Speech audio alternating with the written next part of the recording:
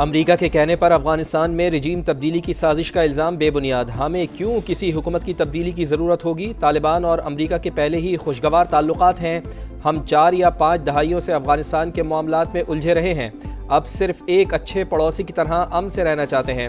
وزیر دفاع خواجہ آصف کا عرب نیوز کو انٹرویو، کہا پاکستان کو افغانستان کے بھارت سمیت کسی بھی ملک کے ساتھ تعلقات پر کوئی اعتراض نہیں، جب تک ان کے اقدامات ہماری حدود سے تجاوز نہیں کرتے، یہ ان کا اپنا معاملہ ہے۔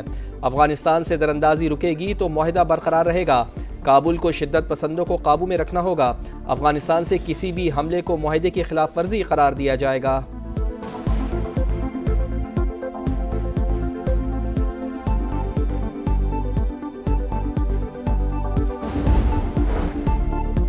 پاک افغان جنگ بندی معاہدے کے بعد بڑی پیش رفت، چمن سپن بولدک بارڈر کے بعد آج ترخم تجارتی گزرگاہ بھی مشروط طور پر کھولنے کی تیاری۔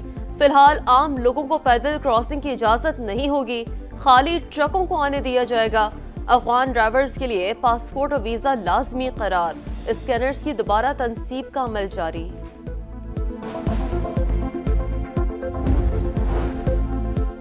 پاکستان اور افغانستان کے درمیان جنگ بندی معاہدہ، روس کا خیر مقدم، قطر اور ترکیے کی ثالثی میں ہونے والا معاہدہ خوشائن، سیاسی اور سفارتی ذرائع سے اختلافات ختم کرنے کا عزم قابل تحسین ہے۔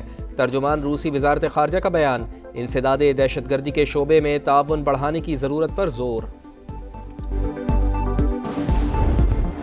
پنڈی ٹیسٹ میں پاکستان کی پہلی اننگز 333 رنز پر تمام۔ جنوبی افریقہ کے خلاف میچ کے دوسرے دن شاہین سکور میں 74 رنز کا اضافہ کر سکے، باقی 5 وکٹیں دن کے پہلے ہی سیشن میں گر گئی۔ سعود شکیل 66، سلمان علی آغا 45 رنز بنانے میں کامیاب، شاہین آفریدی 0 پر آؤٹ ہوئے۔ افریقی سپنر مہاراج کی 7 وکٹیں، ہارمر نے 2 کھلاڑیوں کو آؤٹ کیا۔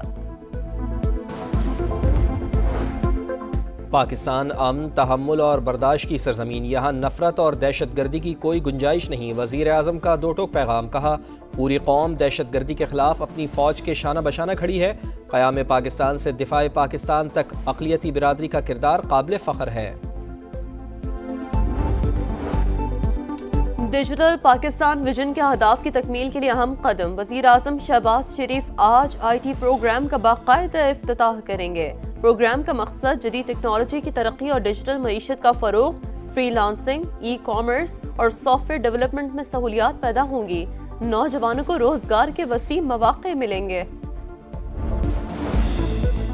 نون لیگ اور PP کے اختلافات ختم کرانے کے لیے وفاقی وزیر داخلہ متحرک، محسن نقوی کی چیئرمین پاکستان پیپلز پارٹی بلاول بھٹو زرداری سے ملاقات، وفاقی حکومت کا پیغام پہنچایا، اتحادی جماعت سے معاملات حل کرنے پر بات چیت، سیاسی صورتحال اور امن و امان کے حوالے سے بھی گفتگو۔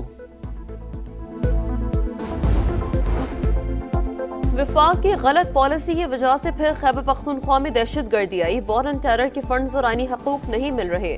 وزیر اعلیٰ سہیل آفریدی کی تنقید، کہا پارٹی ایجنڈے پر عمل درآمد کے لیے سخت فیصلے لیں گے اور کسی سیاستدان کو نقص امن کے نام پر گرفتار نہیں کیا جائے گا۔ ناقص اور پرانی بلٹ پروف گاڑیاں وفاق کو واپس کی جائیں گی۔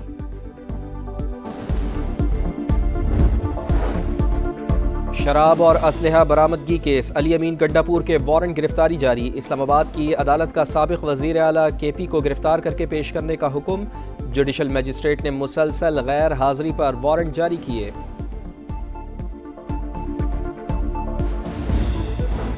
سرمایہ کاروں کا اعتماد بحال، سٹاک مارکیٹ میں دوسرے روز بھی تیزی کا رجحان، ٹریڈنگ کے دوران 100 انڈیکس میں 2000 سے زائد پوائنٹس کا اضافہ، 1,67,000 اور 68,000 پوائنٹس کی 2 حدیں بحال۔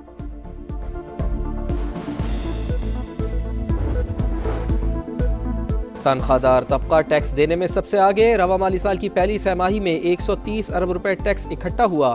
تنخواہ داروں کا ٹیکس ریٹیلرز، ہول سیلرز اور ایکسپورٹرز کے مجموعی ٹیکس سے دگنا، ایکسپورٹرز نے 45 ارب، ہول سیلرز نے 14.6 ارب اور ریٹیلرز نے 11.5 ارب روپے ٹیکس جمع کرایا۔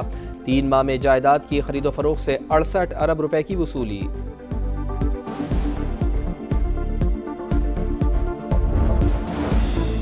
جماعت اسلامی نے کراچی کا سودا کر کے بلدیاتی نظام مسلط کرایا، یہ رونا دھونا بھی کرتے اور مزے بھی لیتے ہیں، عوام کو سہولیات نہ ملنے کی ذمہ دار جماعت اسلامی ہے۔ اپوزیشن لیڈر علی خورشیدی کی گرج برس، کہا سندھ حکومت بنیادی حقوق دینے میں ناکام، انہیں اپوزیشن بالکل نظر نہیں آتی۔ کراچی کے علاقے کوثر نیازی کالونی میں سفاک باپ نے چھریوں کے وار سے 2 کمسن بچیوں کو قتل کر ڈالا۔ ملزم اکبر آلائے قتل سمیت گرفتار۔ پولیس کے مطابق ملزم مالی دباؤ کا شکار تھا۔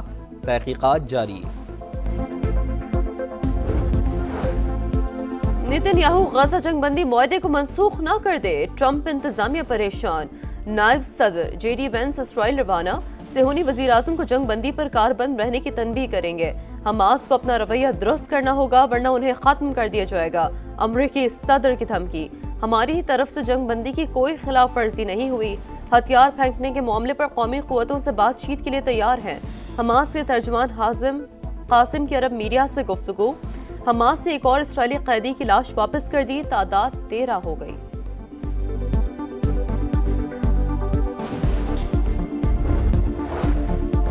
امریکہ اور آسٹریلیا کے درمیان نایاب معدنیات کا معاہدہ طے۔ وائٹ ہاؤس میں صدر ڈونلڈ ٹرمپ اور آسٹریلوی وزیر اعظم البنیز نے ڈیل پر دستخط کر دیے۔ امریکی صدر کا اگلے سال دورہ چین کا اندیہ، کہا امید ہے کہ بیجنگ کے ساتھ منصفانہ تجارتی معاہدہ طے پا جائے گا، لگتا نہیں یوکرین جنگ جیت پائے گا۔ جاپان میں نئی تاریخ رقم، ثناء تکائچی ملک کی پہلی خاتون وزیر اعظم منتخب۔ 465 ارکان کے ایوان میں تکائچی کو 237 ووٹ ملے۔ ستسوکی کتامایا کا پہلی خاتون وزیر خزانہ بننے کا امکان۔ بھارت میں دیوالی کے تہوار پر آتش بازی پٹاخے چلانے سے فضائی آلودگی کی صورتحال سنگین۔ نئی دلی 650 ایئر کوالٹی انڈیکس کے ساتھ دنیا کا آلودہ ترین شہر۔ بھارت سے آنے والی ہواؤں کے پنجاب پر بھی اثرات۔ لاہور، فیصل آباد اور ملتان میں اسموگ بڑھنے کا خدشہ، زیادہ متاثرہ علاقوں میں اسموگ گنز کا استعمال۔ نئے امتحان سے پہلے نیا کپتان، پاکستان ون ڈے ٹیم کی قیادت شاہین آفریدی کو مل گئی۔ جنوبی افریقہ کے خلاف سیریز پہلی آزمائش ہوگی۔ محمد رضوان سے 1 سال کے اندر تخت چھن گیا۔ وکٹ کیپر بیٹر نے 11 میچ ہارے، 9 جیتے۔ آسٹریلیا جنوبی افریقہ کو ہوم گراؤنڈ پر سیریز ہرائی۔ Asian Champions League football میں الاہلی نے الغرافہ کو 4 گول سے ہرا دیا۔ فاتح ٹیم نے پوائنٹس ٹیبل پر ٹاپ پوزیشن بھی حاصل کر لی۔ حسام عوار کے 2 گول نے الاتحاد کو الشورتا کے خلاف فتح دلا دی۔